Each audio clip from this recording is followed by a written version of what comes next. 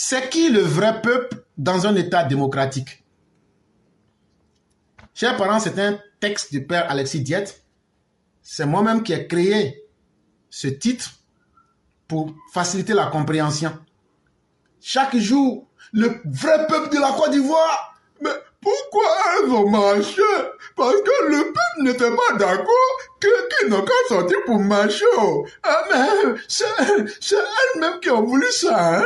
Quelque part quand même. Bon, on va dire que c'est elles-mêmes qui ont cherché ça aussi. Parce que le peuple n'était pas d'accord avec eux.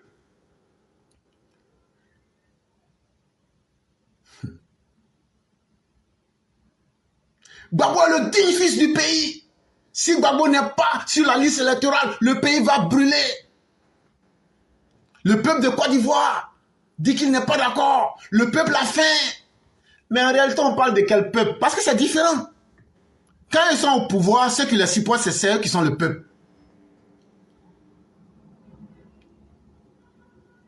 Quand ils sont dans l'opposition, c'est ceux qui les supportent qui sont le peuple. Donc aujourd'hui, là, les Burkinabés qui sont les demandés pour faire coup d'État sont des Ivoiriens pour eux. C'est pourquoi vous les voyez aujourd'hui, là. Ils sont d'accord avec les Burkinabés. Aujourd'hui, pour eux, là, c'est eux qui décident de donner des nationalités aux gens. Hier, les Burkinabés qu'ils traitaient de CEDEAO, aujourd'hui, ils sont allés leur demander l'aide. Si tu demandes à un Gore, il va te dire non, qu'ils sont Ivoiriens. Parce qu'ils soutiennent eux et les Gore.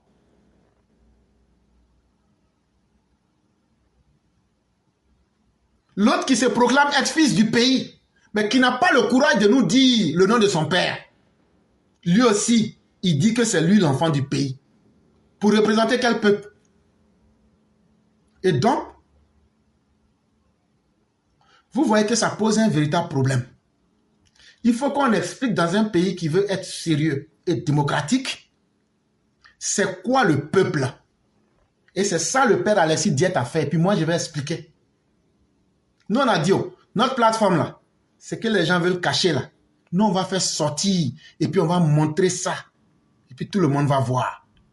Si tu as envie de devenir bête pour aller dans ta tombe là, ça c'est ton problème. Mais si tu viens ici là, chaque jour que Dieu fait là, tu vas devenir un peu plus intelligent. Donc, dans un pays, le peuple c'est qui? C'est quoi? Il ne sera jamais de trop dans notre pays d'insister sur ce point précis et de le répéter. Le père Alexis Diette commence par un avertissement. Il dit la vérité là, c'est la vérité. Il ne faut pas te fatiguer de dire la vérité. Surtout en Côte d'Ivoire, où on veut trafiquer le peuple. On veut tromper le peuple sur lui-même son identité. Tandis qu'on dit que les Ivoiriens qui sont au nord ne sont pas Ivoiriens. On dit que Franklin Nyamsi est Ivoirien aujourd'hui. On dit que Sam l'Africain est Ivoirien aujourd'hui. On dit que les Burkinabés qui veulent attaquer la Côte d'Ivoire sont des Ivoiriens aujourd'hui. Et en même temps, ils se disent panafricains. Ça veut dire qu'on nie la citoyenneté à des Ivoiriens qui ont des villages en Côte d'Ivoire. Et on va prendre des ennemis extérieurs pour venir dévoyer, pour venir tromper les Ivoiriens. On s'en va prendre des mercenaires libériens comme Robert Rabougri pour venir tromper les Ivoiriens. Et donc il dit, il ne faudrait pas qu'on se fatigue. Il faut qu'on continue d'insister. Dans le cas précis de la Côte d'Ivoire, il faut qu'on continue d'insister sur ce point précis et de le répéter tant que le monde est là et tant que les malfaiteurs sont là. Tant que les ethno-nationalistes gauchistes, anarchistes sont là, il faut le dire. Le peuple démocratique ivoirien, que les partis politiques ont vocation à représenter sans préjudice à l'ethnicité, c'est le peuple des paysans, des artisans, des ouvriers, des élèves, des étudiants, des fonctionnaires, des entrepreneurs, des professions libérales. Autrement dit, le peuple des citoyens de l'État postcolonial indépendant ivoirien. Tout ce que vous avez toujours entendu, c'est faux. Le vrai peuple là, sans nier à qui que ce soit son ethnie, sans dire à quelqu'un, tu n'es plus baoulé, toi tu n'es plus Wobé, toi tu n'es plus Guéré là. On n'a pas dit ça à quelqu'un. Le vrai peuple se définit d'abord par le travail qu'on fait. Si je suis paysan, je suis une couche de la société. Si je suis artisan, ouvrier, élève, étudiant, fonctionnaire, entrepreneur, je suis dans n'importe quel boulot, je suis fonctionnaire, c'est l'ensemble de ces couches-là qui fait que nous arrivons à construire une nation. Parce que si tu dis à quelqu'un, je suis bêté, être bêté là, ça apporte quoi à la Côte d'Ivoire? Je suis Dida, ça apporte quoi à la Côte d'Ivoire? Je suis Abbé, ça apporte quoi à la Côte d'Ivoire? Je suis Senufo, Lobby, Wobé, Guéré, Avikam, ça apporte quoi à la Côte d'Ivoire? Mais si tu dis je suis étudiant, ça veut dire je suis en train d'étudier pour aider le pays. Si tu dis je suis fonctionnaire, ça veut dire je participe à faire bouger la société parce que mon travail permet de faire évoluer la société. Si tu dis je suis paysan, ça veut dire je nourris la population. Si tu dis je suis artisan, ça veut dire je fabrique des objets qui sont utiles à la population. Si tu dis tu es ouvrier, ça veut dire tu t'en vas faire un petit boulot. Dans ouvrier, on peut mettre maçon, tout. Si on définit le peuple par la définition de ce que nous faisons en tant qu'activité, c'est l'ensemble de toutes ces activités-là qui forment le vrai peuple. Et un peuple qui est utile à l'évolution de nos pays qui ont pris leurs indépendances en 1960. Sinon, tout le reste là, c'est du vuvuzela. C'est le peuple démocratique. C'est le groupement composite et hétérogène des corporations et des associations civiles. Mais le peuple aussi, c'est quand les gens viennent voir que leurs intérêts convergent, leurs intérêts se regroupent quelque part dans quelque chose, on se met ensemble en tant que des associations. On se met ensemble en tant que des groupes pour défendre nos intérêts. C'est ça le peuple. Autrement dit, c'est l'ensemble des intérêts sociaux, culturels divergents ou convergents, également légitimes, qui forment la société civile.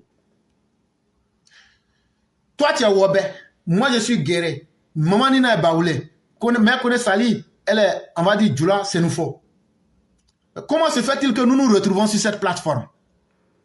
Il y a Dida, il y a toutes les ethnies ici. C'est la seule plateforme en Côte d'Ivoire, tu retrouves toutes les ethnies. Ici, on ironise avec toutes les ethnies. Et on ne met même pas de différence. Parce qu'on a un intérêt aujourd'hui, c'est qu'on aime l'évolution de la Côte d'Ivoire. Voilà l'intérêt social qui nous réunit ici. Alors que nous sommes divergents, ça veut dire que si tu nous prends individuellement là, quelqu'un peut être Djoula, il est musulman, l'autre est Djoula, lui n'est pas musulman, l'autre est Senufo, lui il est resté avec le Poro, l'autre est resté avec le Masboué, l'autre est là, lui il est Baoulé, c'est à Joss, lui il sait danser, etc., avec le Goli, l'autre est Dida, etc. Il est chrétien, l'autre n'est pas chrétien. On est mélangé. Ça crée de la divergence culturelle. Mais en même temps, nos intérêts vont dans le même sens. C'est ça qu'on appelle le vrai peuple. Ce peuple démos est en tant que tel la base sociologique et la matrice des partis et des coalitions politiques. Donc quand les politiciens viennent vous parler là, et puis vous disent, je suis venu pour aider le peuple, demandez-leur c'est quel peuple vous êtes venu aider. Si vous dites c'est vous mon ethnie, ma tribu, c'est vous je suis venu aider parce que c'est vous le peuple, dites tu nous mens. Tu nous mens.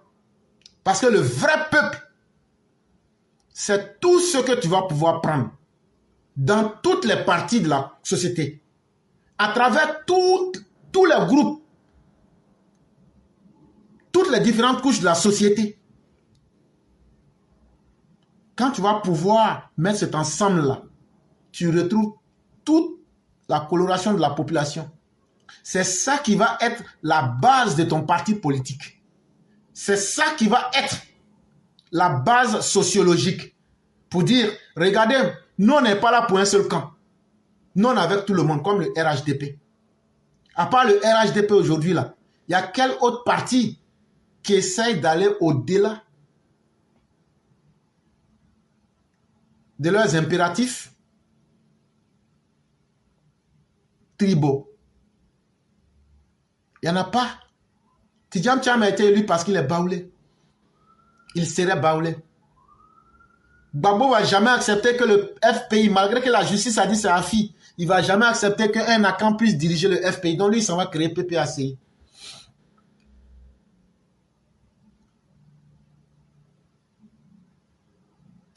Tant que vous, en tant que parti politique, vous n'arrivez pas à prendre la société ivoirienne dans toutes ses composantes pour dire, regardez, dans toutes les régions, nous sommes là.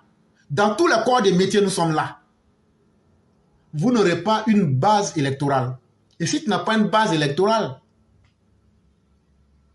qui est multiforme dans sa diversité culturelle ou bien même dans sa diversité de corporation, c'est que tu ne peux pas être le représentant ou même la représentation de ce peuple. Tu ne peux pas représenter ce peuple. Parce que c'est l'ensemble des populations qui vont voter et puis maintenant dire, bon, tu nous représentes. Mais quand vous allez éliminer cette région, alors qu'on vous parle du suffrage universel, on ne doit pas retirer quelqu'un. Tout le monde doit être inclus. Leur fonction est d'en exprimer la conscience de soi, d'en représenter et d'en défendre les intérêts et les valeurs de la société politique, d'élaborer et de formuler un programme politique et un projet de société cohérent de gouvernement, cette multitude d'intérêts et de valeurs. Quand tu es un vrai parti politique là, tu tiens compte de l'ensemble des besoins de toutes les couches et de la diversité de la population pour essayer de faire la synthèse pour représenter tous les intérêts de la société. Et donc quand tu finis de faire ça, tu dis en fonction de ce que tout le monde veut, voilà ce qu'on peut faire pour que tout le monde gagne son compte là-dedans. C'est ça qu'on appelle un programme de campagne. Si vous ne savez pas ça, on appelle ça programme politique. Si vous ne savez pas ça, on appelle ça projet de société. Pourquoi un projet de société, un programme politique est important?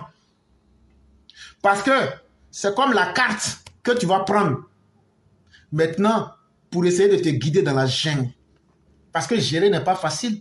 Si tu n'es pas préparé à gérer, que tu veux venir gérer dans le vide, les gens vont venir te faire des propositions.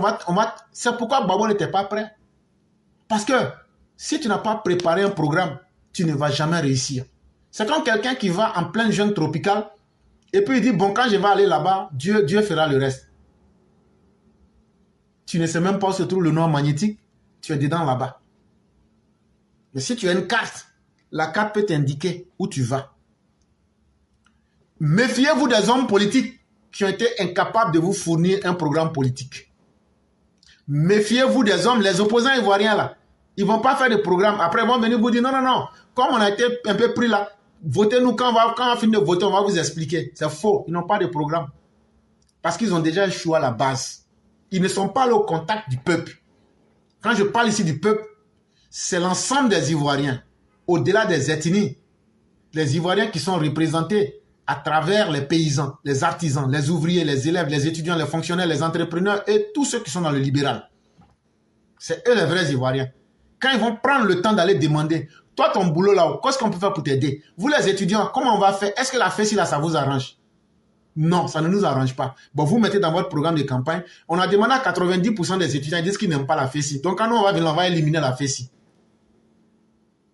Les ouvriers, qu'est-ce qu'on peut faire pour vous? Ah, nous, on voulait qu'on soit inscrit à la CNPS. Bon, pour être inscrit à la CNPS, il faut payer un peu quand même. Bon, on va décider, avec 500 là, si tous les ouvriers de Côte d'Ivoire payent, là, on peut se couper de vous. Donc, on met ça dans son plan.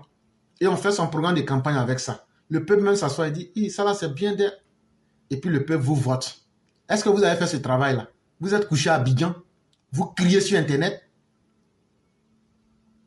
et puis vous pensez que c'est suffisant. Internet ne fait pas gagner quelqu'un. C'est le travail sur le terrain. La compétition démocratique pour l'exercice du pouvoir d'État met nécessairement aux prises, en ce sens, des partis politiques, porteurs de programmes politiques et de projets sociétaux émanant des bases sociales qu'ils prétendent représenter. Parce que c'est ce que les bases, les personnes que tu représentes là, c'est ce qu'elles vont te dire comme leurs besoins là. dans une société démocratique, dans un pays démocratique, c'est sur ce que ces personnes-là t'ont dit que tu viens pour expliquer ton programme de société. Et puis tu expliques ça aux gens. Et donc tu viens pour représenter les intérêts des populations qui ont eu confiance en toi. La légitimité et la représentativité démocratique des partis politiques dans le régime de démocratie pluraliste est déterminée par cet ancrage social. Il dit donc, si vous n'avez pas ce contact avec le peuple et que c'est dans la bouche vous le faites, vous êtes en train de faire de la démagogie, vous êtes en train de faire de la tromperie, vous êtes en train de faire de la fraude sur étiquette en disant les Ivoiriens nous aiment alors que vous savez que vous êtes minoritaire, vous savez qu'il n'y a personne derrière vous. Et c'est ce qui vous amène rapidement à utiliser le chemin de la haine, des discours de violence. Sinon, quelqu'un qui a un programme politique là, le temps qu'il va finir de dérouler son programme politique, il ne trouve pas la haine comme un moyen pour diviser le peuple.